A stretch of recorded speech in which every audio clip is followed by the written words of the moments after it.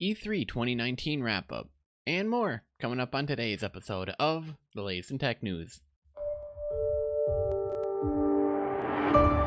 Hey Gadgeteer, you're just in time for the latest episode of the world's only 3-in-1 show on tech, gadgets, and gaming news. That's right, this is the latest in tech news. My name is Taylor Merrick, and if you're new here, hit that subscribe and follow button right now so that you don't miss out on the latest episode, and hold off on that like button if you're watching the video until you get to a section of the show that you actually like. And if you're listening on iTunes or Google, be sure to go and leave us a review as well. It would be greatly appreciated.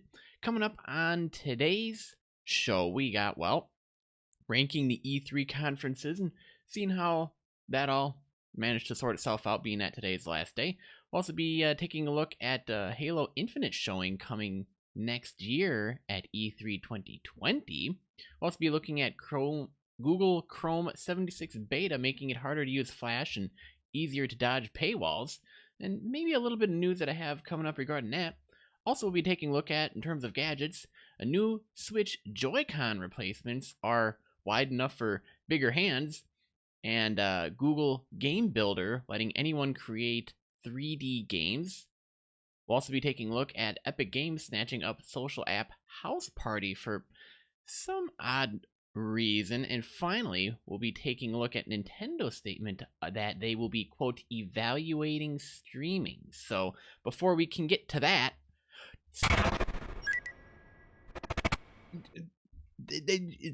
Octavius just keeps randomly pressing buttons now. He always scares me every single time he presses that button. Well, did you know that Miller Lite created a beer can game controller?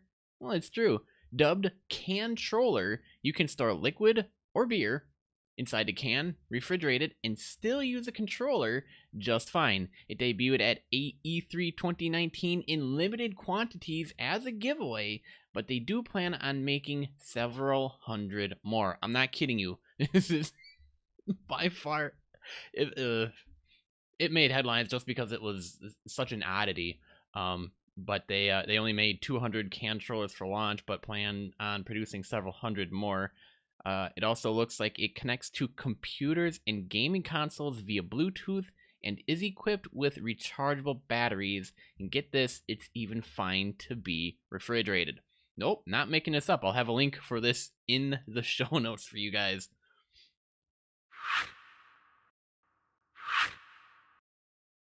Moving right along to today in tech history. Today is June 13th, 2019. On this day in history, in 1983, the NASA space probe Pioneer 10 crosses the orbit of Neptune, becoming the first man-made object to leave the solar system. It was launched on March 2nd, 1972, toward the red star Aldebaran, which forms the eye of the constellation Taurus. The last contact with Pioneer 10 was on January 23rd, 2003.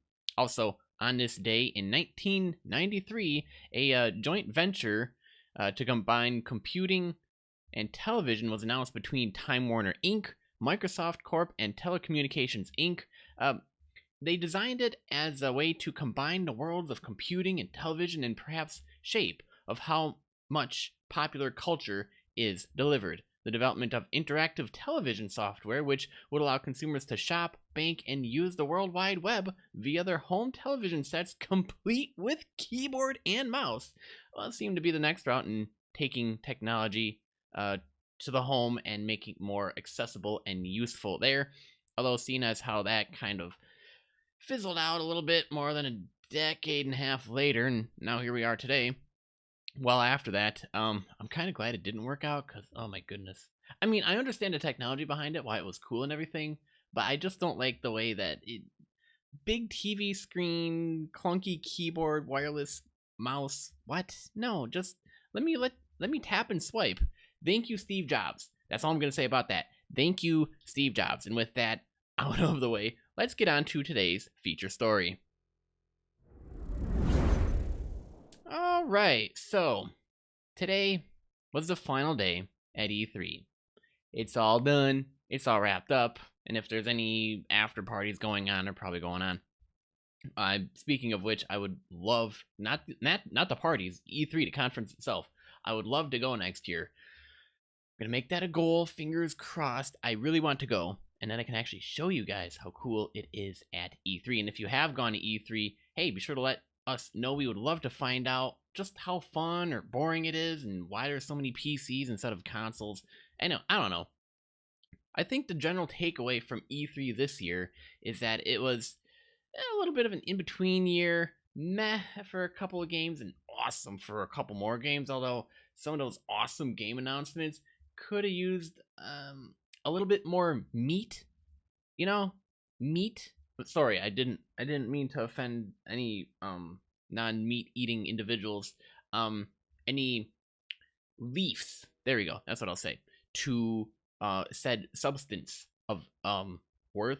So with that being said, E3 isn't just about what games are announced, it's about how they're announced. Every year, the major players, except for Sony, in this case this year, get up on a respective stage and bellow out the loudest or creatively the best, and obviously see who can make the best presentation. And 2019 was no exception. IGN watched them all with bated breath, and while some of them had some impressive games to show and got everybody all excited about next year and changes of upcoming games and gaming related stuff, here's how IGN at least thought the major conferences ranked from most exciting to least. So if you're interested, the article to today's show can be found at TechNewsGadget.net. Matter of fact, all the articles that we cover today can be found there, as well as the controller from Miller Lite. Sorry, I'm just still laughing over it. So obviously the best one so far, according to IGN, was Nintendo Direct. That came out Tuesday, June 11th. How do you get gamers to swallow the bitter pill of a delay until March 2020 for Animal Crossing New Horizons? How about announcing that you're working on a follow-up to the new Legend of Zelda Breath of the Wild sequel? Well, that'll do it. Nintendo's Direct hit almost all the right notes with its steady stream of announcements, updated looks, and release dates. And boy, were there ever release dates. There's a Switch remake of The Legend of Zelda Link's Awakening, Cadence of Hyrule featuring The Legend of Zelda, No More Heroes 3, remake of Panzer Dragoon, Daemon X Machina, Contra Rogue Corps, Dark Crystal strategy game from Netflix called Age-Resistant Tactics, due sometimes this year, and it pairs nicely with Empire of Sin, which is an XCOM-style gangster game from John Romero, due out next year, and Luigi's Mansion 3, but still didn't scare out a release date out of all of that. Also saw a long list of crowd-pleasing ports headlined by The Witcher 3, Wild Hunt Complete Edition, Resident Evil 5 and 6, Dragon Quest IX's Definitive Edition, Spyro the Dragon Trilogy, Ni no Kuni, as well as The Sinking City, Alien Isolation, and Super Lucky's Tale rounding out the chance to live again. Finally, there was a nice addition, surprise, surprise, to Super Smash Bros. Ultimate lineup when Banjo and Kazooie crossed first-party platform lines as a DLC. So, runner-up to that, at least according to IGN, was the Microsoft conference that was held on Sunday. With no Sony to contend with this year, it was Microsoft's E3 to lose, but it was neither a resounding victory nor a failure, just kind of the middle-of-the-road performance with a few high notes that kept it from getting dull in its long 90-minute runtime. So, obviously, they dropped news about the new Elite controller, glimpse at a new Xbox. They also brought out Halo Infinite, Gears 5, Cyberpunk 2077, Borderlands 3, Dying Light 2, and the Elden Ring. They also got to take a look at The Outer Worlds, Bleeding Edge, Psychonauts 2, and, well, more Game Pass news there as well for Xbox and PC gamers. So, yeah, third place, I guess, goes to Ubisoft, who held their conference on Monday, June 10th. So they unveiled the wildly ambitious Watch Dogs Legion, as well as Ghost Recon Breakpoint. So, yeah, I guess, let's see, Rainbow Six Quarantine, Shadows of the Hitakori expansion for Honor. Let's see, Roller Champions, Adventure Time characters joining Brawlhalla, Just Dance 2020 coming to the Wii for some reason, and a free weekend for the Division 2 that's going to be happening right now-ish. And I guess the Breath of the Wild inspired Gods and Monsters, which looks like something we should all be keeping both eyes on, came awfully close to unseating Bam Bam from his lazy throne. And a premium subscription to Uplay Plus will let you play any of these new games for $15 a month, which is an awfully good deal if you think of it as a month-to-month rental service. In fourth place, they put Bethesda, which had their conference on Sunday, June 9th. It was interesting. They covered, let's see, Doom Eternal, Wolfenstein Youngblood, Ghostwire Tokyo, Dishonored. All four of them looked fantastic and made the slow build worthwhile, but in order to reach them, we had to endure some obligatory updates from Fallout 76, and oh my goodness, poke my eyeballs out now. I liked the part where they ran around on the stage saying, "Guys, we did it. We finally did it. We added Battle Royale to Fallout 76," and everybody just went, "Huh? I thought that... What? And then he went, "Bleh." So that's what they thought about that. At least people in the audience. I don't know what you guys thought. Obviously, let me know down in the comments section. Let's see, they also announced Elder Scrolls Online with a new expansion. There was also an announcement for Elder Scrolls Blades coming to Nintendo Switch, which would have been more exciting if it were a good game when it launched on mobile devices. And a reboot of Commander Keen. I know for a fact that Angry Joe isn't too happy about that. He's poking his eye out too. I'm trying to get my eyeball back. It's not really working out. And then fifth place was the EA live stream that was held on Saturday. Now, obviously, they started strong. They had this great announcement, Star Wars Jedi Fallen Order. And that was about it. After that, we got to take a look at Madden 20, FIFA 20, a preview of Apex Legends Season 2 content, a set of incoming Battlefield 5 maps, the Sim 4's 7th expansion. But, well, they had no announcements about Anthem. They had nothing about Dragon Age Dreadwolf Rises, or whatever it might wind up being called. But then they decided to talk about 3 new original games called Lost in Random, and let's see, an action RPG called Rust Hearts, and something about working together from Hazelight Studios. None of them was shown beyond concept art, though, and finally bringing up the rear was Square Enix conference that was held on Monday. The new look at Final Fantasy VII gameplay definitely turned heads, but a disappointing reveal of Marvel's Avengers that showed next to no gameplay went over like a lead balloon and left people wondering what kind of game this would be when it comes out next year in May. The announcement trailer for Outriders, a co-op shooter from People Can Fly, seemed interesting, but once again, no gameplay was shown. There was also a third game coming from Tokyo RPG Factory called Oninaki, and a top-down racing game called Circuit Superstars. Outside of that was slim pickings. Final Fantasy VIII Remaster, remake of Romancing Saga 3, a port of the Japanese Vita game Saga Scarlet Grace, and a remaster of The Last Remnant that's out currently. The show ended rather abruptly and gave the impression that it really didn't have a lot of material to justify itself. Although, here's the thing about the Marvel Avengers game.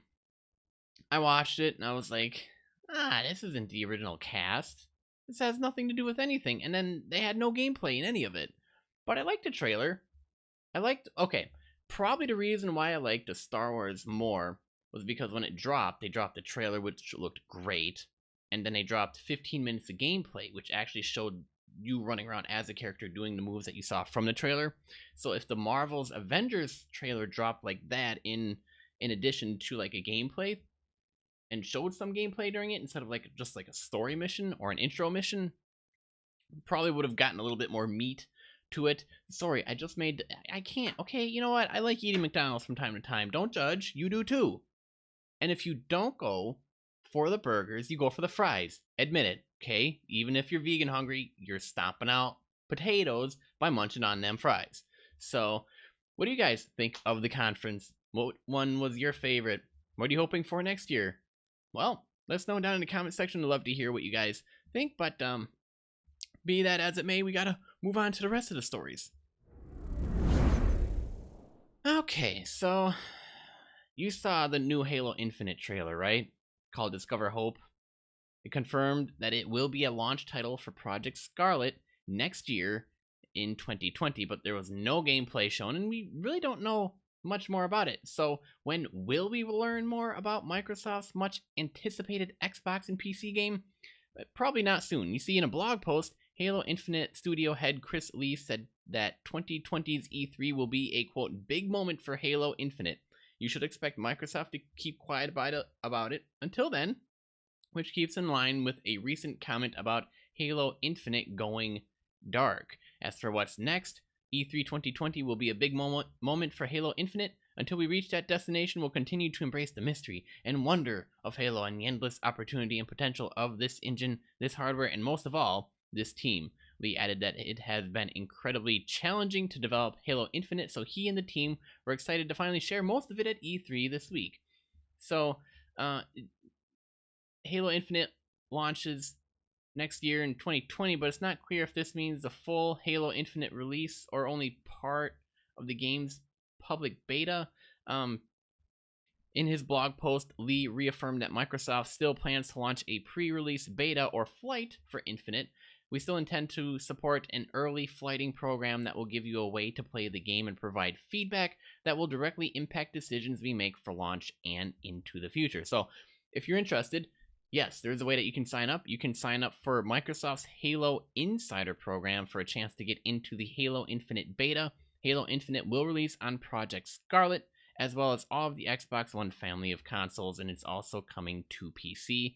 While Halo Infinite might not release until 2020, Microsoft plans to start the first beta test for Halo Reach on PC sometime in June. In other news, Microsoft recently announced the pricing details for Halo, the Master Chief Collection on PC, if you are so inclined.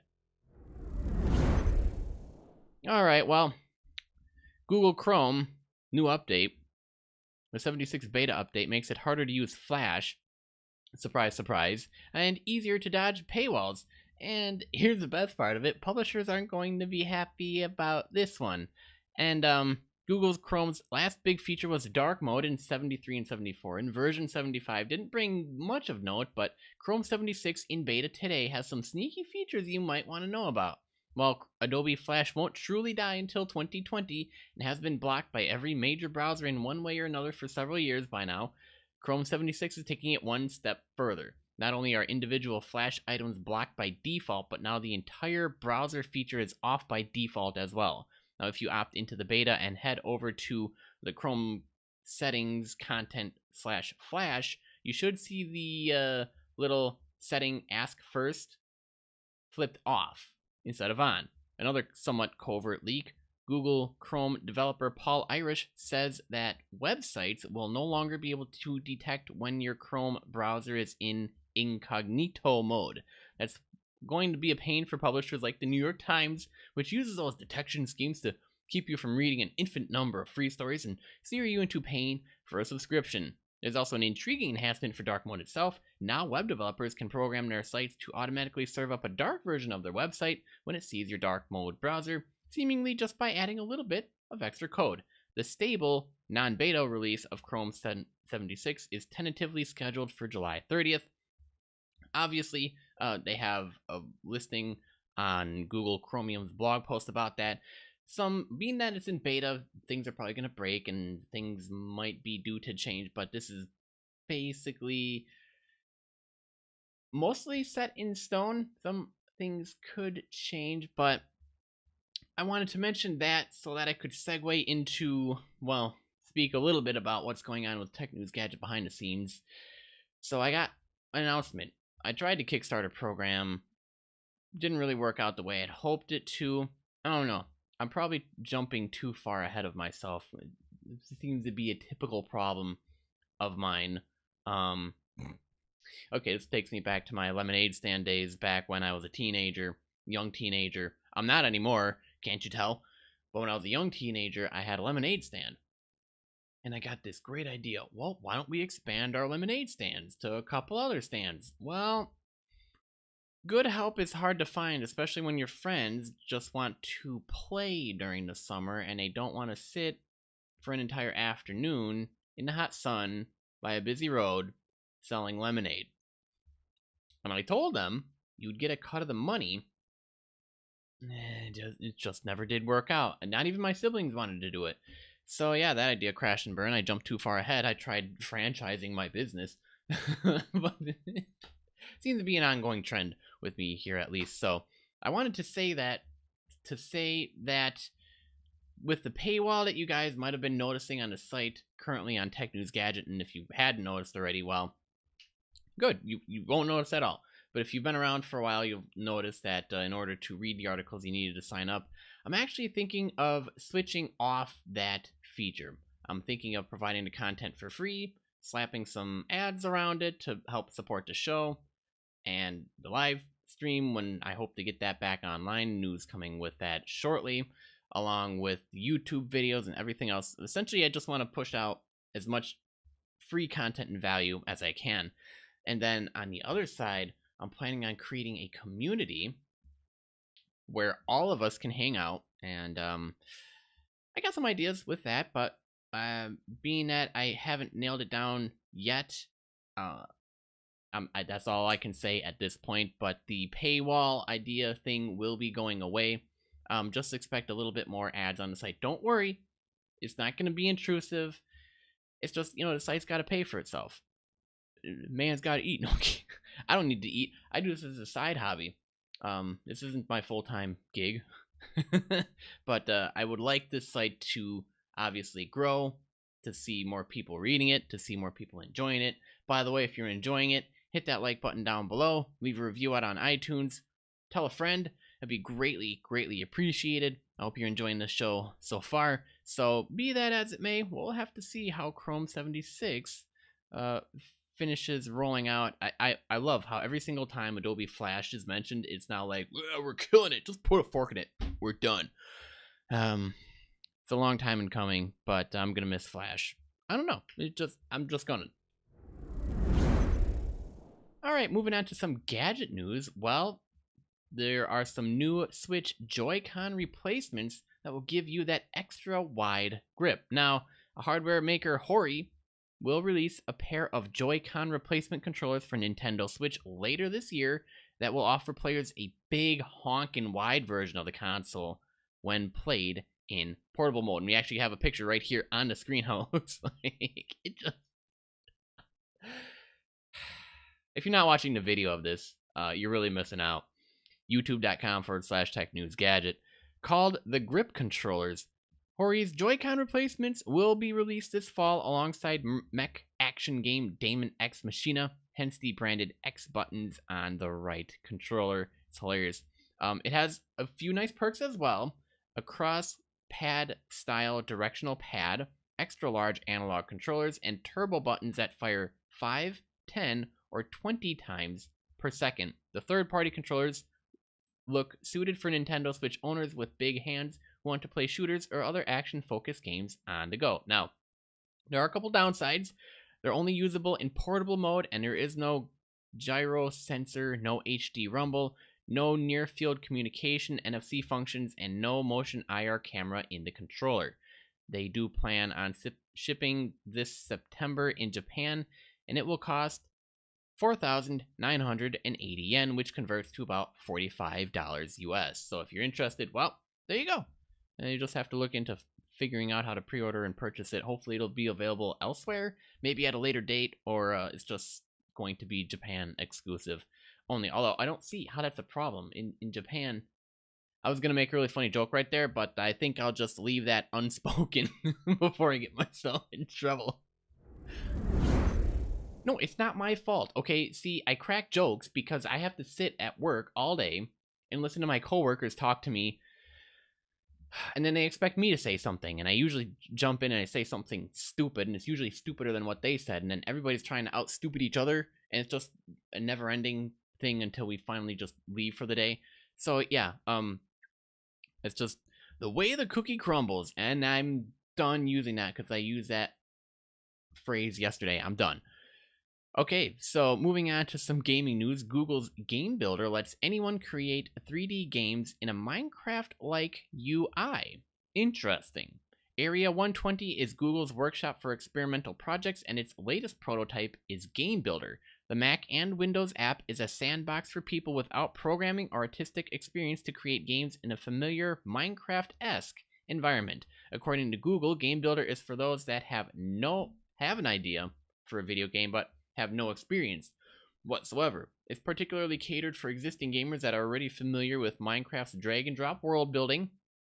It could be a first-person action game starring a snail on the slow run from the law, or a multiplayer game featuring only pugs. There's only one problem. You've never built a game before, you don't know how to program, you don't know any 3D artists, and every tool you find won't let you collaborate with friends. So Game Builder is featuring a card-based visual programming system for building 3D levels that abstracts coding through if-then statements, which is a really basic way of doing it, but if-then statements, you can start layering them, and it gets complex after that, and if you know what you're doing, you can actually have fun with it. However, those with experience can live code games using JavaScript. Drag and drop cards to answer questions such as how do I move? You can make moving platforms, scoreboards, healing potions, drivable cars, and more. Pretty interesting. Meanwhile, graphics for characters and the environment can be found and imported from Poly, Google's open library of free VR and AR assets. There are thousands of 3D models created by the community using Tilt Brush and blocks. So let's see. If you are interested, Google Game Builder is available for free on Steam for Mac and Windows starting today. So definitely looking very interesting. If you guys have fun coding, you enjoy game building, you enjoy programming to a certain extent, hey, jump in, have some fun. This looks pretty good. And Google, great job. Alright, moving on to some more news. Well, Epic Games decide to snatch up social app House Party for some odd reason. The renaissance of mobile, room-based video chat applications has largely passed, with even Facebook deciding their clone didn't need to stick around. One of the original players, House Party, has managed to continue running. In fact, today, the app was acquired by video game giant Epic Games. House Party is a synchronous social platform that lets you connect face-to-face with the people you care about most. The team wrote in a blog post, by teaming up with Epic, creator of Fortnite and Unreal Engine, we'll be able to help even more people connect with their friends, families, and peers. The post confirmed that there won't be any immediate changes. The House Party and accounts will not be merged with Epic Games accounts. Now, the announcement was light on details about exactly why Epic was interested in it. Epic's smash hit game Fortnite has become a massive social space for a young audience, so perhaps the company is looking to improve on that aspect of the game. Epic is also in the midst of building an ecosystem around the newly released Epic Games Store, and some of its competitors like Steam and Discord already have integrated chat rooms, but being that it's too early to tell, not exactly sure what's going to go on, but quite interesting. And getting on to our final news of today, according to, well, Nintendo's statement at least, well, they're evaluating streaming for some odd reason. Yay! Well, you want to know why? Because game streaming loomed large as the biggest story of E3. Between Google Stadia news late last week, Microsoft's Game Pass editions, and a Ubisoft announcement, and even a presence of Netflix, well, the writing is clearly on the wall. Nintendo, of course, didn't want to be left out, but they've been left out kind of deliberately, or have they? No real surprise there. The gaming company has always marched to the beat of its own drum, bucking larger industry trends in favor of its own singular vision. The approach has sometimes been to its detriment, as is the case with its longtime heel dragging on mobile, but has largely resulted in a number of the industry's most beloved platforms, titles, and IP. Now, given the company's rich and storied gaming history, a Netflix-style approach to content makes a lot of sense for a company like Nintendo. And certainly the notion of paying $10 a month for access to 30 years of Mario, Zelda, and the like doesn't seem like much of a stretch. They got a lot to offer. Though for Nintendo, much of the calculation no doubt comes down to whether or not gamers are willing to continue to pay for downloads. In an interview with TechCrunch this week on the show floor, Nintendo of America executive Charlie Scabetta said the concept is one the company has been considering. Streaming is certainly interesting technology. Nintendo is keeping a close eye on it, and we're evaluating it. We don't have anything to announce right now in terms of adopting that technology. For us, it's still physical, and it's digital downloads through our eShop. The sentiment echoes similar statements made by new Nintendo of America chief Doug Bowser, who told The Hollywood Reporter, "We're always interested in how various new tech can enable different ways to play games. So, might that be that little lead in that might lead to something down the road? I don't know. We'll find out. And with that, that wraps up this episode of the latest in tech news.